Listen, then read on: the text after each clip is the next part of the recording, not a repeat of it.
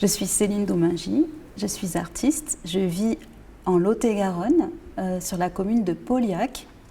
C'est une toute petite commune d'environ 300 habitants. Cette commune, elle est bordée par une petite rivière qui s'appelle la Lède. Et cette rivière, c'est un affluent du Lot, qui lui-même est un affluent de la Garonne, qui se jette dans l'Atlantique après Bordeaux.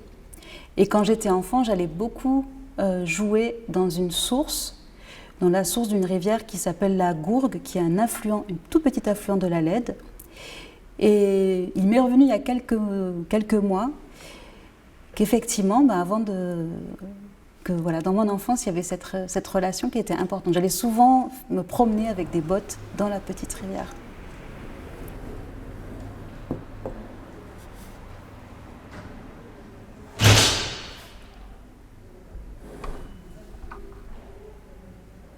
Je mobilise beaucoup de différents médiums, on va dire, différents supports, différents canaux, différentes manières de créer. Donc par exemple ici il y a de la photographie, il y a du texte, il y a des présences, il y a des moments aussi où je fais parler les gens. Il y a quelque chose qui relève voilà, de comment j'embarque des gens dans une aventure et dans une expérience. Et ça, je le fais voilà, en utilisant tout un ensemble de techniques, de médiums, voilà, qui relèvent et de l'image, et du texte, et de la conversation. Et ça prend des formes variées. Là, on est à Limoges, avec une vue vers l'amont et une vue vers l'aval. Et ici, on a deux images prises sur le plateau des Mille Vaches, où on a la source, des sources. Une des sources de la Vienne. Et cette exposition, elle est ici, elle est présentée pour, de manière plus générale, faire des vœux à la rivière Vienne. Parce qu'en général, en janvier, vous savez, on fait des vœux aux habitants, on s'offre des vœux entre amis. Mais s'il n'y avait pas de rivière, on ne pourrait pas s'offrir de vœux, hein. On ne serait pas vivant. Donc l'idée, c'est d'offrir des vœux à la rivière. Alors si vous avez envie d'écrire un petit mot à la rivière, on va tous les lire samedi après-midi. D'accord. Et ben, ça serait magnifique. Et ben voilà, il y a une carte, une enveloppe, et vous pouvez écrire votre vœu pour la rivière Vienne.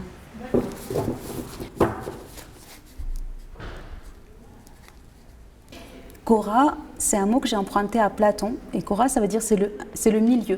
C'est le milieu qui reçoit et c'est le milieu qui donne, en fait. C'est le milieu qui reçoit parce qu'il est travaillé par les éléments, par les 4 éléments, mais c'est aussi le milieu qui donne parce que c'est celui qui fabrique la vie, c'est celui où adviennent les choses, qui naissent, etc. Donc ça, c'est quelque chose qui m'intéresse beaucoup, ces endroits qui sont au cœur d'un mouvement contradictoire qui va dans un sens et dans l'autre, et en l'occurrence le sens de donner et de recevoir.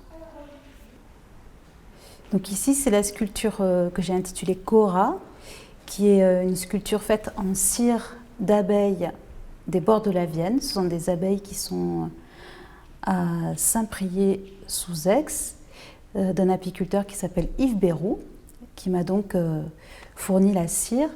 Et cette sculpture, elle est faite en fait avec de la cire coulée chaude dans mes mains. Donc l'idée, c'est de faire couler la cire dans mes mains qui prennent ce geste-là, qui est un geste à la fois qui reçoit et c'est aussi un geste qui donne. C'est ça qui m'intéressait aussi dans ce geste. Et ce geste, il reçoit la cire et on a fait cette sculpture au-dessus de l'eau de la Vienne, donc cire chaude, et après je plonge les mains dans l'eau pour figer la cire. Et ça fait des formes tout à fait étonnantes. Et en particulier cette forme, donc sous la cire, il y a l'empreinte de mes doigts et ça génère un petit, un espace comme ça, un creux dans lequel l'idée sera de déposer tous les vœux pour la rivière dans cette sculpture samedi. Et quand on aura déposé par la voix nos vœux pour la rivière Vienne dans la sculpture, on déposera cette sculpture, donc on déposera Kora dans la rivière.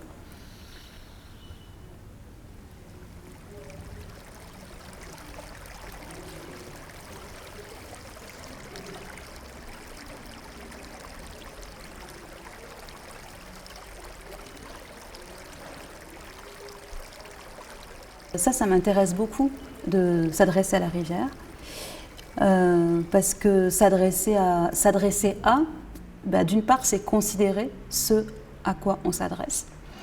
Et ça va à rebours de la manière dont, pas moi, pas nous en tant qu'habitants, mais la manière dont notre société traite les rivières. On a plutôt tendance à prendre, à exploiter, à extraire, qu'à s'adresser à elle. Donc c'est déjà l'idée de s'adresser à la rivière, c'est le désir d'aller à rebours de ce que notre société génère en termes d'activité industrielle, etc., d'exploitation des ressources. C'est aussi une manière d'aller à rebours de ce mot ressource, parce que je trouve que de parler de la rivière comme une ressource, ça me paraît très problématique. La rivière n'est pas une ressource. Elle a de l'eau, on la lui prend, on la considère comme une ressource, mais en soi, elle n'est pas une ressource. Donc ce dessin, c'est un dessin qui représente le bassin versant de la rivière Vienne. La Vienne, c'est celle qu'on voit qui a un trait un peu plus fort, qui monte. Et le bassin versant, mais en fait, c'est toutes les petites rivières, toutes les sources qui viennent rejoindre la rivière principale. Et ce que ça raconte, c'est qu'une rivière, c'est pas de l'eau entre deux rives, c'est vraiment un écosystème qui est bien plus large que la propre ligne où elle se trouve. Et d'ailleurs, une rivière, c'est jamais une ligne, parce qu'en fait, quand elles ne sont pas corsetées par l'activité humaine, et bien, en fait, elles débordent. La rive est assez, peut être un peu mouvante. Et voilà, souvent, les spécialistes appellent cela un chevelu, le chevelu de la rivière, parce qu'il y a tout ce réseau de petites veines, de petits cheveux qui viennent composer, cette vallée, ce bassin versant. Et ce que je trouve très joli aussi, c'est qu'on se trouve ici du côté du plateau des Mille Vaches ou du côté de la Confluence, on appartient à quelque chose, on a quelque chose en commun, ou même quand on est un petit peu plus haut, un petit peu plus loin de la rivière, du lit principal, eh bien on appartient tous un peu au même territoire, donc ça me paraît joli. Et au Palais-sur-Vienne, on se trouve là. Actuellement, je vous parle de ce point-là.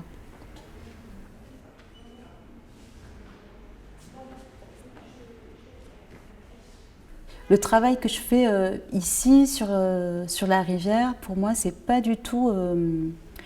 Je le fais pas pour sensibiliser les gens. C'est pas une démarche de sensibilisation, de médiation. C'est vraiment une démarche de proposition d'une expérience en fait. Ce que je veux proposer aux gens, c'est de faire une expérience avec une rivière. Après, les gens, ils en font ce qu'ils veulent de cette expérience.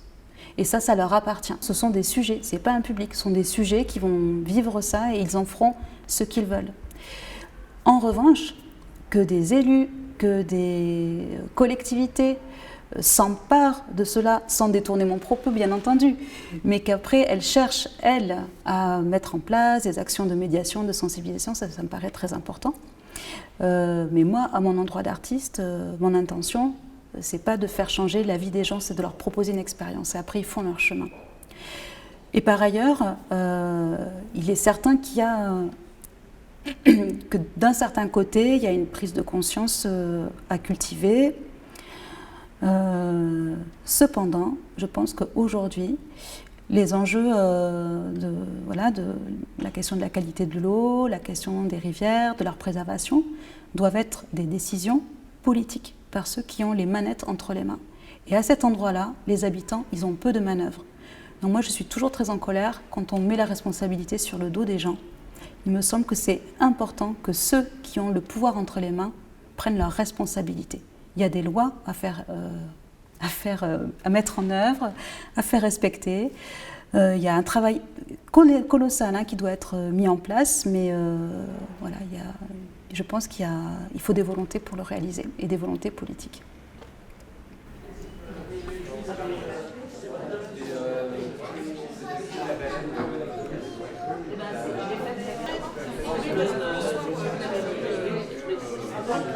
C'est